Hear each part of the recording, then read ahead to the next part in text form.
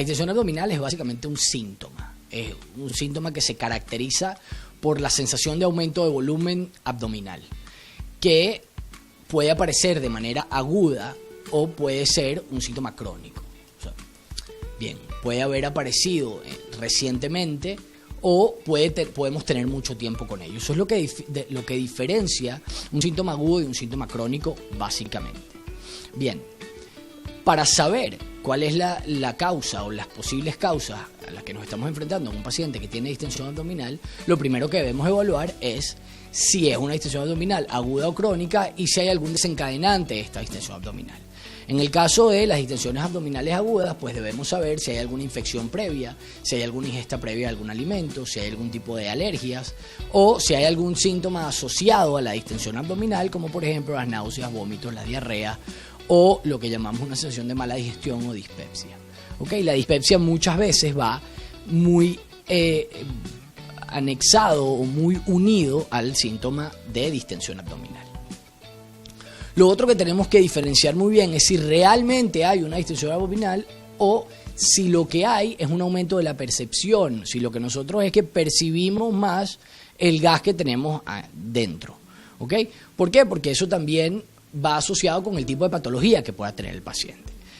En los casos, como decía antes, de distensión abdominal aguda, pues en muchas oportunidades está asociado a episodios de gastroenteritis aguda o a infecciones del tubo digestivo, incluso a casos de hepatitis aguda. Los pacientes que tienen problemas para la digestión de manera aguda, pues que en donde se barre la flora bacteriana, normalmente por virus o por bacterias o por la presencia de enterotoxinas bacterianas o inflamación de lo que se llama la mucosa intestinal, que es la capa más superficial del intestino.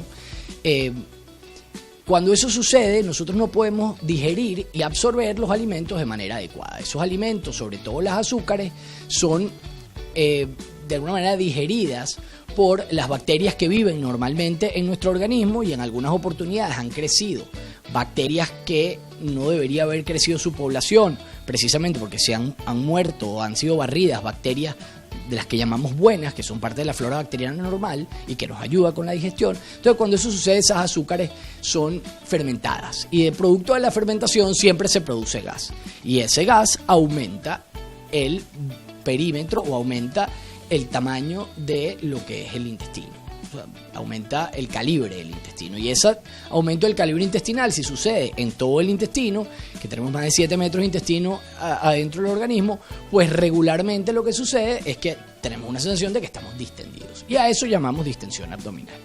Esa distensión puede ocurrir durante la alimentación y puede ser una sensación que ocurre en la parte superior del abdomen, eso también es importante, o puede ocurrir tiempo después de la ingesta. Eso también nos va a ayudar a nosotros a saber o a orientarnos en cuanto a si la distensión abdominal está producida por un elemento que tiene que ver con el estómago o si está, por el contrario, producida por un elemento que tiene que ver con la población intestinal. Entre las causas más frecuentes de distensión abdominal, pues en las agudas tendremos siempre las causas infecciosas que tienen que ver con las diarreas, generalmente asociadas a diarreas, las causas infecciosas o bien por virus o bien por bacterias enterotoxigénicas o por bacterias que producen inflamación de la mucosa intestinal. Esas son las causas agudas en líneas generales. Como les digo anteriormente, pues a nosotros nos orienta mucho la localización de la distensión y en qué momento aparece después de la ingesta, si aparece justo después de la ingesta o si aparece al tiempo, a la media hora, a la hora, a las 2 horas o también es muy importante saber si sucede cada vez que comemos determinado alimento o determinado grupo de alimentos, porque eso tiene que ver con las intolerancias. Está muy en boga el tema de la enteropatía sensible al gluten o la enfermedad celíaca, por ejemplo. Son temas. La distensión abdominal es un síntoma de enfermedad celíaca y es un síntoma de intolerancias, tanto intolerancia a la lactosa como intolerancia a determinados hidratos de carbono o intolerancia a el trigo o los alimentos con gluten.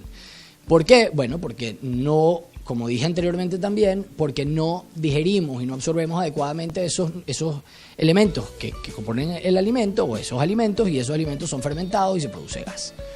Entonces, bien, Una vez que nosotros hemos orientado y sabemos, pues debemos saber si estamos frente o debemos de alguna manera intuir o incluir dentro de nuestras causas si estamos dentro de una causa aguda o dentro de una causa crónica. En las causas agudas pues muchísimo más están las causas infecciosas, y en las causas crónicas pues tenemos mucho más las intolerancias o las enteropatías o las sensibilidades a determinados alimentos, incluso alergias alimentarias.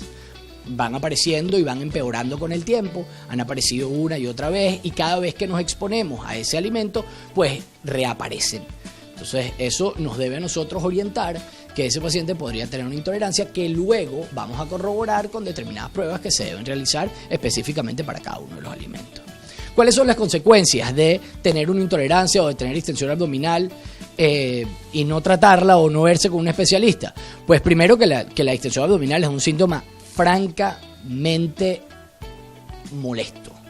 Los pacientes que tienen distensión abdominal tienen en muchas ocasiones una vida, pues, digamos, de alguna manera paupérrima. O sea, los pacientes que tienen intolerancias y no se tratan las intolerancias son pacientes que normalmente tienen miedo de comer, porque eso va haciendo que tengan cada vez miedo a más y más alimentos.